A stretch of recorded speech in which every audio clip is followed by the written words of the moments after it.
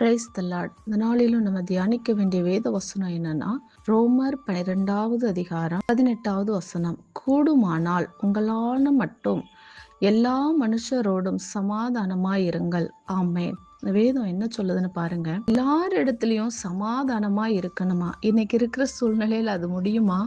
முடியாதுங்க. ஏன்னா நமக்கு ஒவ்வொருத்தங்களுக்கு ஒவ்வொரு காரியம், ஒவ்வொரு டென்ஷன் இன்னைக்கு நம்ம வாழ்க்கையில சந்திச்சுட்டே இருக்கிறோம். அப்போ ஒரு எதிராளிய பார்த்து நம்மளால அவங்கிட்ட எப்படி சமாதானமா இருக்க முடியும்? ஆனா வேதம் சொல்லுது, கூடுமான மட்டும் கண்டிப்பா நீங்க சமாதானமா இருங்க. இததான் ஏசப்பாவும் சொல்றாரு. எல்லோரிடத்திலும் அன்பா இருங்கள். அன்பா இருந்தாலே சமாதானம் தானா வந்துருங்க. அந்த சமாதானத்த, அந்த அன்ப நீங்க மற்றவர்களுக்கு கொடுக்கும் பொழுது, மற்றவர்களும் உங்களுக்கு கண்டிப்பா அத செய்வாங்க. அதனால தான் தேவன் சொல்றாரு, உன்னிடத்தில் நீ அன்பாய் இருக்கிறது போல பிறனிடத்திலும் அன்பாய் இருப்பாயாக. இதை விசுவாசிப்போம். இயேசு ஆசீர்வதிப்பார். ஆமென்.